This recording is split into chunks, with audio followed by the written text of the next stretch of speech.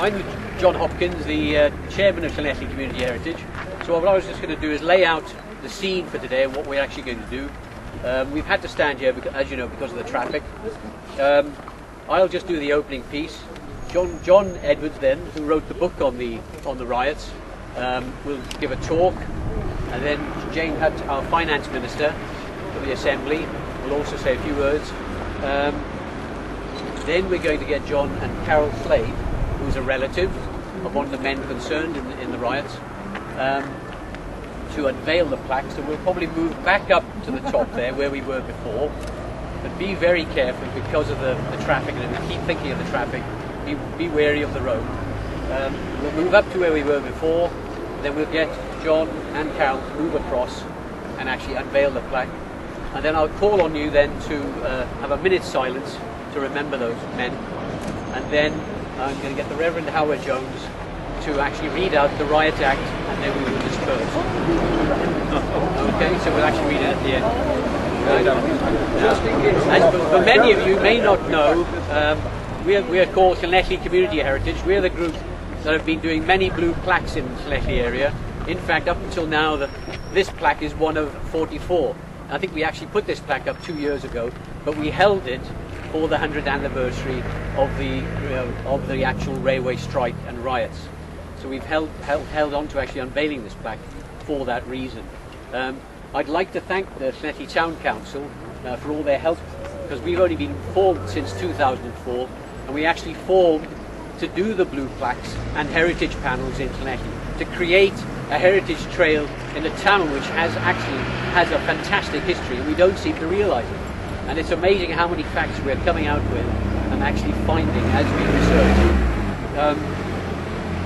So thanks very much to the Town Council, who helped us with the blue plaque book, which we've actually run out of now, but we produced a book of our trail, of the actual trail, of the blue plaque trail. This is only the first volume. We called it volume 1 because there will be volume 2, because at the moment we're working on another 5 plaques at the moment, but we know there are at least 16 that we want to do to add to the list.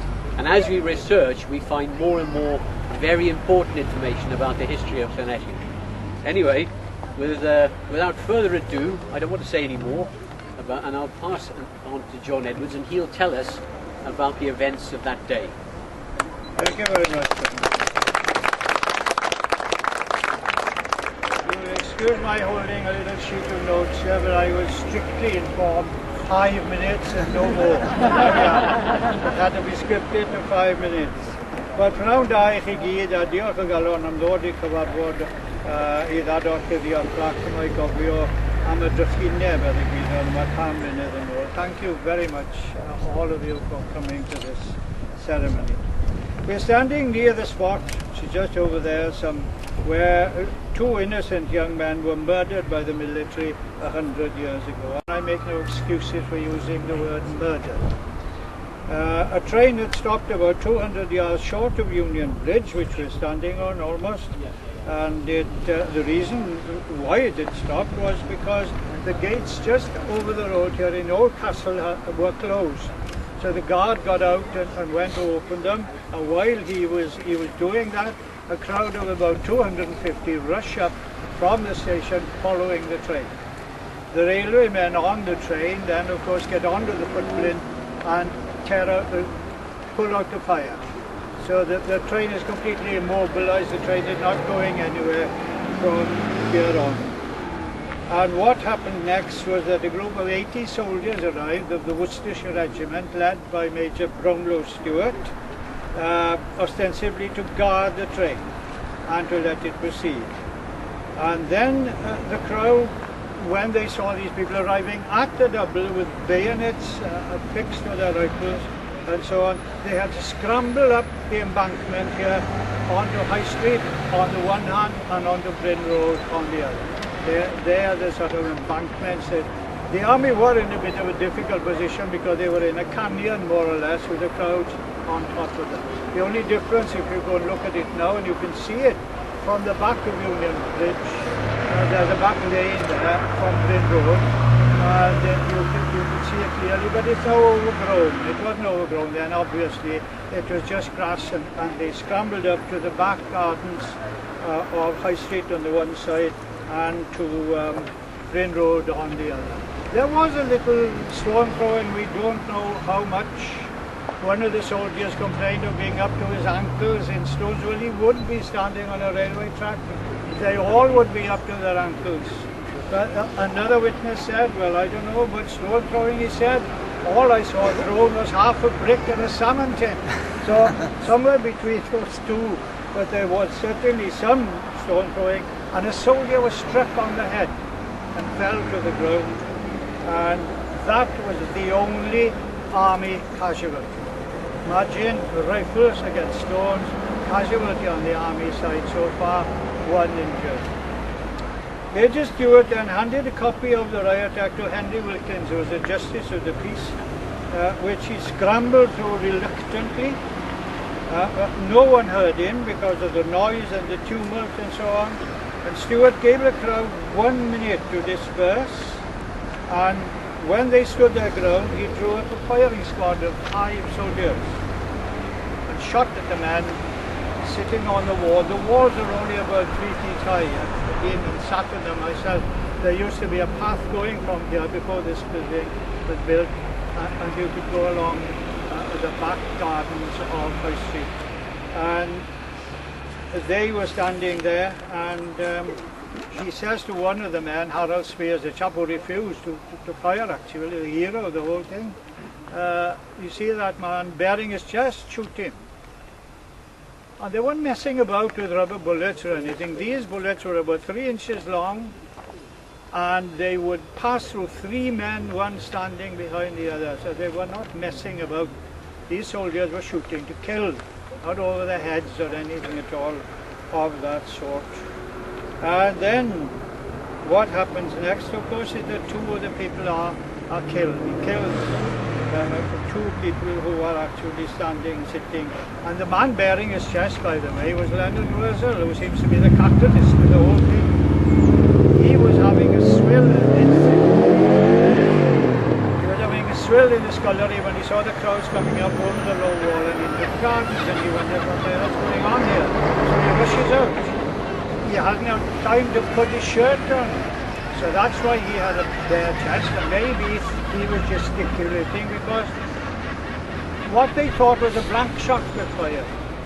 But I certainly believe that blank shot was Harold Spears slamming his rifle down on the rails and firing.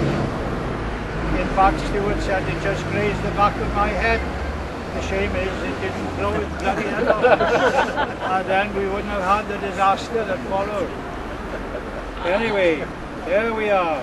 As soon as this was done, as soon as these people had been shot and 2 others injured, as a matter of fact, Stewart marches his men straight back to the station without abandoning the train, which he's supposed to guard, and also without inquiring into what had happened at High Street after the shooting. He just marches them back to the station, and they stay there all night. Some of the looting and the rioting that happened in the evening can be explained by the fact that no attempt was made by the authorities to control it at all.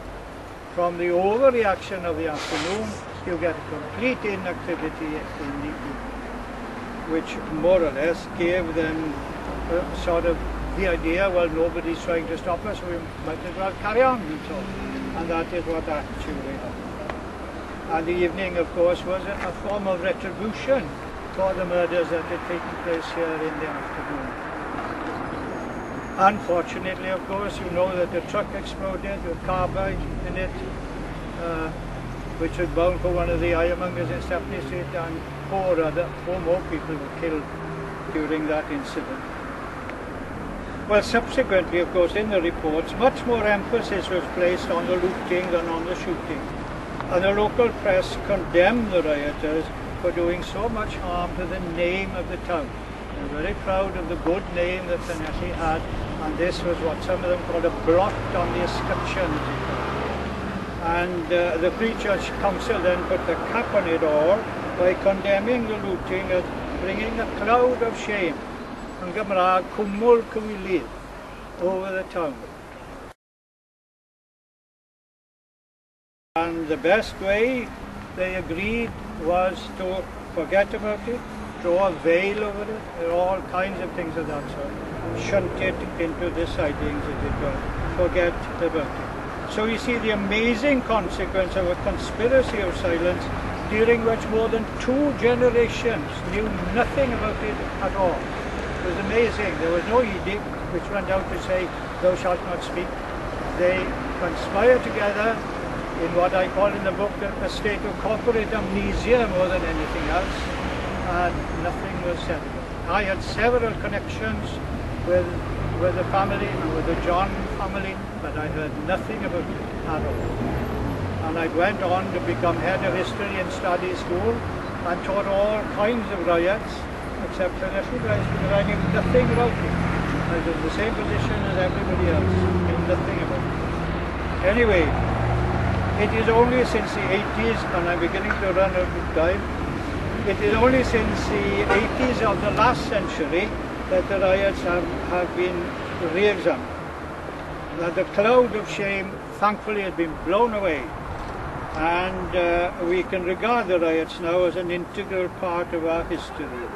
But we must never again forget the murder of Jack John and Leonard Wilson. We will always remember. Diolch yn fawr i chi gyd.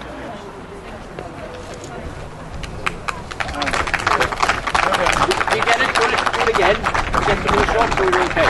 We okay? Stop. Everybody get a shot?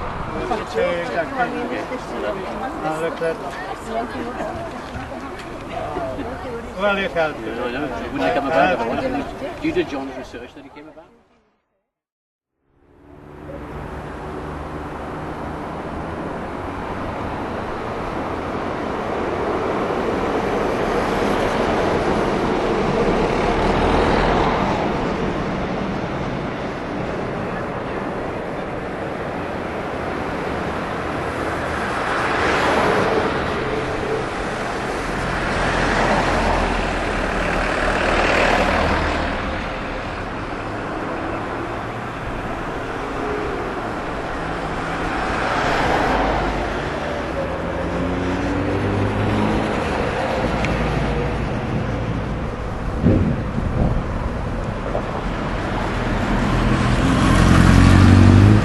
Don't you have homes to go to?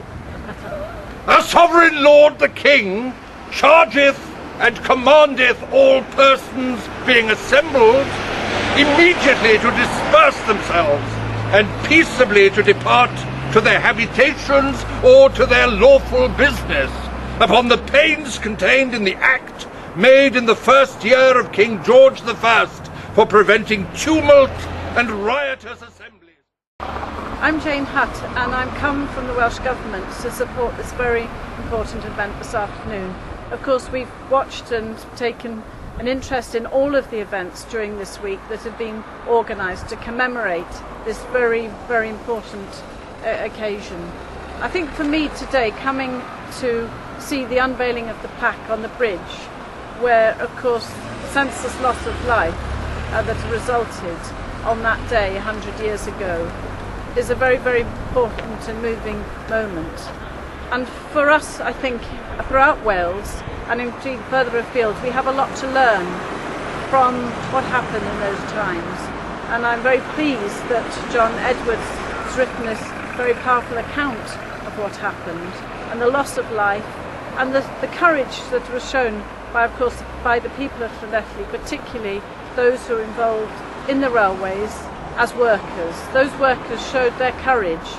They fought for rights that now we take for granted. But still, in terms of the lessons learnt from 100 years ago and the importance that we have in terms of the commemoration of these events and the memory and thoughts we have of the loss of those young men, it's a very important occasion for us to share and honour, and I'm pleased to be here on behalf of the Welsh Government. I'm Keith Davis, I'm the AM for Llanelli, and very pleased to be involved this afternoon with the unveiling of the blue plaque to commemorate the centenary of the riots in Llanelli in 1911. It's very important that we don't forget that two innocent bystanders were actually murdered by the military. And I know that the people of Llanelli would like the present government, I'm not sure what the War Office is called now, it was the War Office at the time, probably it's the Ministry of Defence now, we would like them to issue a public apology to the people of Llanelli for those deeds that took place not far from this particular spot 100 years ago. I'm Nia Griffith, the Member of Parliament for Llanelli. And we're here today to remember that 100 years ago, two young men, John and Leonard Wurzel, were shot. I think this is something we need to remember, because if you escalate the violence, it can only lead to trouble. We often see people on strike, we often see peaceful protest, and that has to be handled very carefully.